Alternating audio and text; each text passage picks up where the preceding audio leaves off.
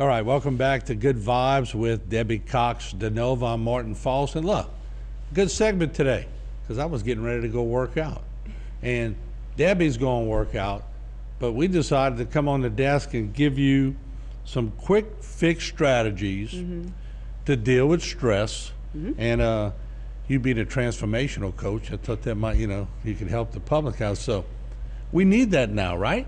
We totally need that, and there are a lot of strategies we can talk about that are in practice. So we can meditate, we can exercise, we can eat properly to help manage our stress, but what about those moments where you can't disengage from the stimulus that's causing the stress in the first place, right? If you and I are in an argument, so to speak, which we never do, but if we were, then it would be, a little weird if I went into my meditation pose, right? So how do we address stress that's happening in the moment, in real time, in a way that has us come back online? Have you ever had the experience where after you've been through a stressful situation, you handle it in a way that feels out of character to yourself, where you calm down later, you look back and you go, who was I? Why did I say that? Why did I do that? It's a completely different primal part of your brain. And if you think about, just to oversimplify, if you think about your brain, let's think of it in two separate parts, okay? We have the limbic system, which we can think of as the home of your emotions, okay? And then on this other side, we're gonna have the more evolved part of ourselves called the prefrontal cortex. And this is gonna be the home of our, critical thinking, all right? So we have our feeling place and we have our critical thinking place. And this helps us to manage things in a very sane way, and this doesn't, right? So what happens is that when you have a stressor and you are feeling some kind of way, the limbic system actually gets heated up. And if you can think of it like a seesaw, okay? So it gets heated up and the limbic system comes up on the seesaw. And what we know is that when the limbic system is heated up, then the prefrontal cortex goes offline, it cools down. This gets hot, this gets cool. Opposite is true as well. Whenever you have your PFC online, it comes up and your limbic system goes down. Now this is good news that this is how it works, because then it means that all you have to do in order to get yourself out of that heightened state of limbic system arousal is to bring your prefrontal cortex back online. And the simplest way that researchers have found to do this is something called labeling, because you need your prefrontal cortex online in order to label something, just to name it. In fact, psychiatrist Dan Siegel says, name it to tame it. Okay, so I am feeling angry. I am feeling triggered. I am feeling sad. Whatever it is that you're feeling, you just say it and compassionately be aware of it.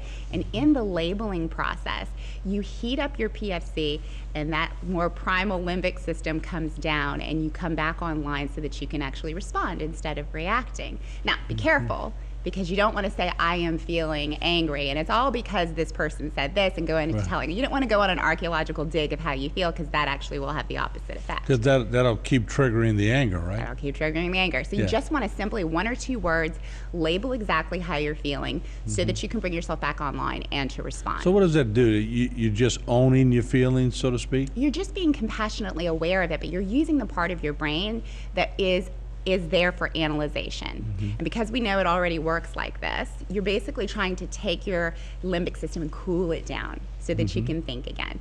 So that's just the fastest way to get there.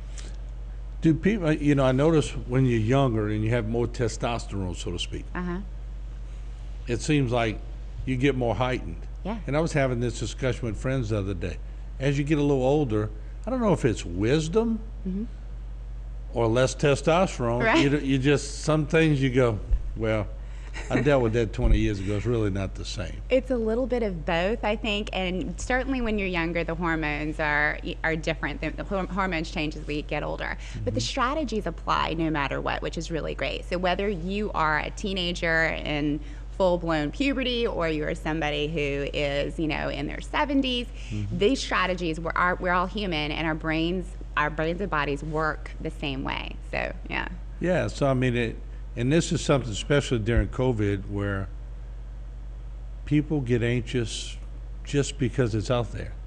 There's no other trigger except there's a virus around, and it reignites every day, doesn't it? It does. And you know what, when I'm talking to people, what I'm hearing is they feel like there's no reprieve from it anymore. You know, it's everywhere. It's on social media, it's in the news, our friends are talking about it. There's a lot of contentious relationships developing out of this simply because people have different perspectives on it. So people are losing friends and family members.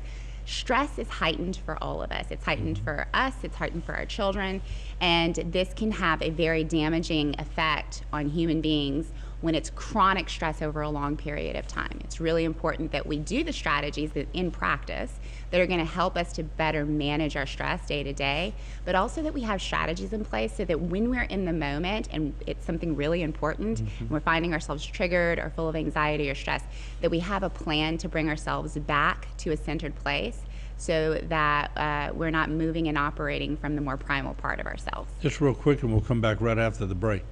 Can't you make your anxiety actually a plus if you spin it the right way? Yeah, well, so this is really interesting is that, yes, so the next, another strategy is called reappraisal. It's really the story that you tell about it, right? So in stress and excitement, there are the same similar things happening in the body. Your heart rate rises, you get, sometimes you get a little shaky, you feel yourself coming to an aroused state.